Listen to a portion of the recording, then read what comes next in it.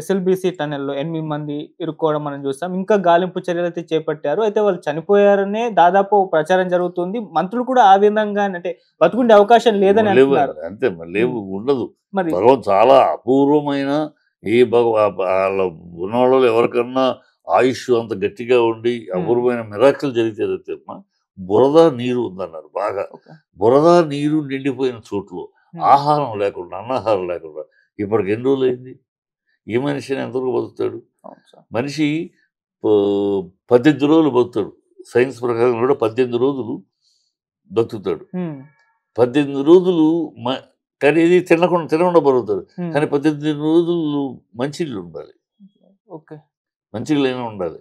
పది మా సైన్స్ ప్రకారం 18 రోజులు హ్మ్. మం తిండి తినకపోయినా దృఢమైన ఇది తినకపోయినా మంచినీళ్ళు తాగుతూ 18 రోజులు ఉండగలడు ఒక మనిషి. హ్మ్. 18 రోజుల తర్వాత ఇదయిపోతాడు. ఇక్కడ మంచినీళ్ళు కూడా లేవు తాగటానికి కూడా. బురద నీళ్ళు. అవును. బురద నీళ్ళు తాగలేడు కదా మనిషి. హ్మ్. బురద, నీళ్ళు ఏం తాగుతాడు? సో, కనుక ఆహ్, భగవంతుడిని కోరుకుంటూ తప్పితే ఏదైనా మిరాకిల్ చేసి భగవంతుడా వాళ్ళని పాపం వాళ్ళ భార్యాబిడ్డలు అందరూ ఎదురు చూస్తున్నారు. ఆయన కాపాడమని కోరుకుంటూ తప్పితే మనం కోరుకుంటాం. బట్ ప్రాక్టికల్‌గా మాట్లాడుకుంటే మనం ఓకే. కొనే పెదాల లిప్ సింపతిగా బతికేస్తారు అయిపోద్ది అని మనం మాట్లాడటం కన్నా ప్రాక్టికల్‌గా చూస్తే అన్నీ చూపిస్తున్నాయి. వ్యతిరేకంగానే చూపిస్తున్నాయి. ఇమ్మీడియేట్‌గా అయితే వేరు. ఇప్పుడు నలుగురు దొరికారట. నలుగురు హ్మ్. బాడీలు పడున్నాయి. ఇంకో నలుగురు ఎక్కడున్నారో తెలీదు. ఇంకా ఐడెంటిఫై చేయలేదు. ఈ నలుగురు ఇవాళ రేపు బయటకొస్తారు. హ్మ్. వీళ్ళ నలుగురు ఏ పరిస్థితిలో ఉన్నారో తెలీదు. హ్మ్. శవాలుగా ఉన్నారా? కొన ఊపిరితోటి ఉన్నారా? లేదు బయటకొచ్చినాక వాళ్ళేమో చేస్తే బ ప్ర ఇది ఇస్తే బయటకొస్తారు ఏం తెలీదు. ఓకే. సో, చాలా ఆహ్, బ్ జరగటం చాలా విపత్తు, చాలా దారుణం, చాలా దురదృష్టకరం. హ్మ్. వాడు ఏదో మిరాకిల్ జరగాలి. భగవంతుడు మిరాకిల్ చేస్తే తప్పితే వాళ్ళు బతికి బట్టకట్టే అవకాశం తక్కువ. ఓకే. కనుక ఆ మిరాకిల్ జరగాలి, భగవంతుడు కాపాడాలని కోరుకుందాం ఓకే. అంతే. సార్ అసలు ఈ టన్నెల్ విషయంలో ఏం జరిగింది? అంటే కొంతమంది తప్పుపడుతున్నారు. ఇది కరెక్ట్ కాదు ఈ ప్రాజెక్టే అని జెప్పేసి. ఆళ్ళే కేసీఆర్ గారి పాత వీడియో కూడా ఒకటి వైరల్ అయిపోతుంది. ఇది పనికిమాలిన ప్రాజెక్ట్ ఇది ముందుకు వెళ్ళదు, వెనక్కి సాగదని జెప్పేసి ఆయన వీడియో ఇప్పుడు వైరల్ జేస్తున్నారు. దీన్ని ఇప్పుడు కాంగ్రెస్ భుజాన్నెక్కించుకోవడం, ఈ ఘటన జరగడం ఇదంతా కూడా చూస్తే ఆయన జెప్పింది కరెక్ట్ అని కూడా చాలా మంది మాట్లాడేస్తున్నారు. ఏంటి సార్ ఈ ప్రాజెక్ట్ విషయంలో? ఇప్పుడు మీరేం జెప్తారు? ఇప్పుడు గవర్నమెంట్ ఇప్పుడు ఈ ప్రాజెక్టు హ్మ్. ఈ ప్రభుత్వం ఏం చేస్తుందంటే అన్నీ కూడా మనం ఆ గత ప్రభుత్వం అవునన్నది కాదు. ఆ గత హ్మ్. ప్రభుత్వం కాదు అన్నది అవును. మూసీ ప్రాజెక్ట్ ఏంటి? అది గత ప్రభుత్వం చక్కగా చేసేసింది. అన్నీ రెడీ అయిపోయింది. హ్మ్. అది ఈయన కొత్తగా పుట్టించింది కాదు. కేసీఆర్ గారు పుట్టించింది కాదు. అది ఎప్పుడో మొదలైంది ఆ ప్రాజెక్టు. అది చంద్రబాబు పీరియడ్‌లో వర్కౌట్ కాలేదు. ఆయన చూసి దీని మీద మనకి ఏమొస్తాయో ఆయనకి బెనిఫిట్ అనిపించలేదు. పక్కన పెట్టాడు. దాని తర్వాత రాజశేఖర రెడ్డి గారు దాన్ని ఒక ముందుకు తీసుకెళ్ళాడు. 4 అడుగులు ఇది కావాలి ముందుకు తీసుకెళ్ళాడు. దాన్ని కేసీఆర్ గారు ఫుల్ డిజైన్ చేయించాడు. ఓకే. ఫుల్ డిజైన్ చేసి ఎక్కడ ఫ్లైఓవర్లు కట్టాలి, ఎక్కడ ఓవర్ కట్టాలి మొత్తం 6500 కిలోమీటర్ల రేడియస్‌లో హ్మ్. ఆ ప్రాజెక్ట్‌ని డిజైన్ చేశారు. అంతా అయిపోయినాక ఎ రెడీ టు స్టార్ట్ ఎగ్జిక్యూట్ అన్నప్పుడు వీళ్ళొచ్చారు. హ్మ్. రాగానే వీళ్ళేం చేశారు? దాన్ని ఎగ్జిక్యూట్ చేయొచ్చు కదా బ్రహ్మాండంగా. కాదు. దాన్ని మళ్ళీ రీడిజైనింగ్ చేసి 6500 కిలోమీటర్లు జరిగేదాన్ని 12,300 కిలోమీటర్లు. అంటే ముక్కుని ఇలా చూపించకుండా ఇలా చూపిస్తూ 5 జిల్లాల మీదుగా ఈ ప్రాజెక్ట్ వచ్చేటట్టు. ఎందుకు 5 జిల్లాల మీదకి వచ్చేట్టు ఐదుగురు కాంట్రాక్టర్లు, 5 సూట్ కేసులు. ఇట్లాంటి పనులు చేయటం హ్మ్. ఆహ్, మెట్రో, మెట్రో వీళ్ళన్నీ అదే చేస్తున్నారు. మెట్రో ఈ గవర్నమెంట్ రాగానే మెట్రో డిజైన్ మారుస్తున్నాం మేము. ఆపండి. అంతకుముందు అప్రూవ్ అయిపోయింది. హ్మ్. కేసీఆర్ గారు పంపించింది అప్రూవ్ అయిపోయింది. అప్రూవ్ అయిపోయి ప్రొసీడ్ అవుతారు. వీళ్ళు ఎన్నికలు రావడం, వీళ్ళు గెలవడం ఇమ్మీడియేట్‌గా సెంట్రల్ గవర్నమెంట్ లెటర్ రాశారు. ఈ మెట్రో మేము డిజైన్ మారుస్తున్నాం. సో, ఆపండి అని. ఆపండి అన్న తర్వాత ఎప్పుడో లాస్ట్ ఇయర్ ఎప్పుడో ఆపండి అని ఆపినాక మొన్న అక్టోబర్‌లో డిజైన్ మార్చి పంపించారు. ఓకే. ఈ అసలు ఈ పాటికి అయిపోయింది మెట్రో. ఇలా అంటే గత ప్రభుత్వం ఏం చేసినా దాన్ని మార్చాలి. మంచైనా మార్చాలి. వాళ్ళు అవునన్నది మనం కాదు అనాలి. కాదు అన్నది ఒక పిల్ల చేష్టలుగా ఉన్నాయి ఈ ప్రభుత్వాలు. హ్మ్. పిల్ల చేష్టలుగా ఉన్నాయి. నువ్వు రాజకీయ విరోధం వేరు. రాజకీయ వైరుధ్యం కోసమని మంచిని కూడా బ్రహ్మాండంగా ఈ పాటికి మూసీ నది ప్రక్షాళన అయిపోయి ఉండేది. బ్రహ్మాండంగా మెట్రో అయిపోయింది ఓల్డ్ సిటీ.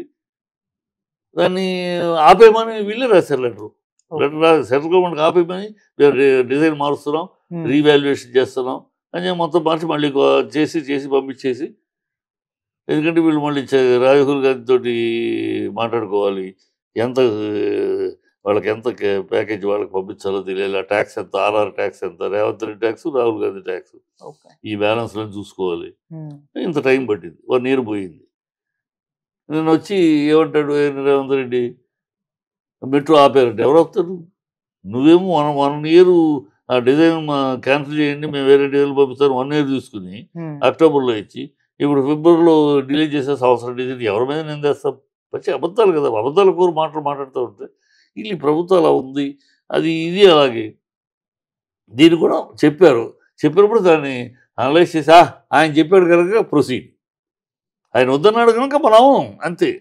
ఎందుకు వద్దన్నాడు, దీనివల్ల ప్రాబ్లం ఏ విషయం మీద ఆయన, ఏ ప్రాబ్లం మీద ఆయన అనలైజ్ చేసి చెప్పాడు, దాని మీద ఎక్స్పర్ట్స్ని కూర్చోబెట్టి ఏంటి ఇలాగ గత ప్రభుత్వం ఇలా అంది, ఏంటి దీనివల్ల అవన్నీ వాళ్ళని చెప్తున్న ఇవన్నీ కరెక్టేనా, దానికి ఏమైనా రెమెడీస్ అని నార్మల్గా ఒక జెన్యూన్ చీఫ్ మినిస్టర్ అయితే, విషయం ఉన్న విషయ పరిజ్ఞానం ఉన్న చీఫ్ మినిస్టర్ అయితే కూర్చోబెట్టి ఎక్స్పర్ట్స్ని కూర్చోబెట్టి ఏమిటి అని చర్చించుకుని దీని ప్రకారం ఓకే ఆయన చెప్పింది వ్యాలిడ్ అయితే ఆ వ్యాలిడ్ని కరెక్ట్ చేసుకుంటారు, వ్యాలిడ్ కాకపోతే కౌంటర్ కాదు అది ఇలా చేయొచ్చు అని చెప్తారు.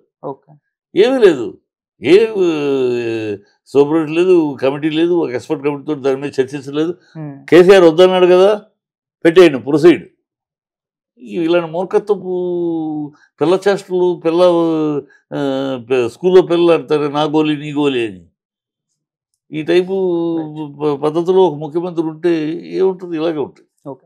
అండ్ సార్ ఇప్పుడు ఈ టన్నెల్లో ఈ ఘటన జరగడం అంటే ఆ 8 మందిని ఎందుకు కాపాడలేకపోయారు? ఇప్పటికి కూడా ఇంకా గాలింపు చర్యలు చేపట్టారు కానీ వాళ్ళు బయటకు తీసుకొచ్చే కాపాడలేక ఎట్లా కాపాడబడి ఇదే మామూలు ఒక గుయ్య లేకపోతే నుయ్య అంటే అంతకుముందు ఇటువంటి ఘటనలు ప్రపంచవ్యాప్తంగా చాలా జరిగాయి, అక్కడ కాపాడారు. మరి ఇక్కడ ఏం జరిగింది? ఇక్కడేమైందంటే పైన దీని మీద నీరు తేమ చేరి అది పడిపోయింది. ఆ పడిపోవడంతో ఒకదాని మీద మొత్తం కూలేటప్పటికి దీంట్లో అందరూ ఇటు ఉండిపోయారు, ఒక 8 మంది అటు వెళ్ళిపోయారు. అక్కడ దాంతో పట్టంతో రాళ్ళు, బురద, నీళ్లు. సో వాళ్ళ తీయాలంటే ఈ మొత్తం కూలిపోయిన ఇవన్నీ తీయాలి. తీసే లోపల బురద అది అంత ఈజీ కాదు కదా, టనల్లో పెద్ద పెద్ద బ్లాక్స్ అయ్యి టనల్ పెట్టడమే పెద్ద కష్టం. పెట్టిన దానికి ఆయన కూలిపోయినా ఇప్పుడు ఇలా తీయాలంటే అంత టప్పనేదో క్రేన్ పెట్టి లాగేసే పని కాదు కదా, క్రేన్ కూడా లోపలికి వెళ్ళదు కదా, దానికి అనే క్రేన్ వెళ్ళడానికి దాన్ని చేయాలి, వెళ్ళాక అది తీసుకొచ్చి బయటికి దాన్ని తీసుకొచ్చే పని చేయాలి. సో ఇట్స్ అసలు జరగటమే దురదృష్టకరం అంతే, అంతకన్నా దురదృష్టకరం అంతే. అలాగ పడిపోవాలని ఎవడో చేయడు, ఏ ఇంజనీర్ కూడా అంత ఇదిగా చేయడానికి. కాకపోతే దానిలో ఉన్న లోపం ఇది అని చెప్పినప్పుడు, ఇతరులు చెప్పినప్పుడు దాన్ని విశ్లేషించి సీఎం టేకప్ చేసుకోవాలి. ఇతరులు ఇది ఎందుకు వద్దన్నారు, దీనివల్ల అయ్యేది కాదు, దీనివల్ల నష్టం అని ఎందుకు చెప్పారు, దాన్ని మనం స్టడీ చేసి ఎక్స్పర్ట్ తోటి ఒకసారి కమిటీ చేసి చర్చించి ముందుకెళ్ళాలి. కాకుండా ముండితనంగా ఆయన వద్దన్నాడు కనుక కావాలంతే ఇలాగ పిల్లతనంగా వెళ్ళిపోయారు, అదే ఈ కారణాలు. ఇప్పుడు ఈ ప్రాజెక్ట్ మనం మళ్ళీ ముందుకు తీసుకెళ్తారు సార్, ఆపేస్తారంటారా మీ ఒపీనియన్ లో? నా ఒపీనియన్ ఆపేస్తారు. ఇప్పుడు చెప్పిన మాట వినలేదు. ఇప్పుడు పోకయ్యాడు, ముళ్ళు ఉందయ్యా, పోతే కింద పడతాడు, పోతాను కింద పడతాను నీకేం బాయ్ అని వెళ్ళాడు, పడి గీసుకుపోయినాక ఇప్పుడు మళ్ళీ వెనక్కి వస్తాడు. అది తెలంగాణలో సాగుతుంది. ఏ బాయ్ అక్కడ పోకో బాయ్, అక్కడ గుంట ఉంది పోయి పోతే పోతాను గుంటలో పోతాను నువ్వేడు పోయి అన్నాడట.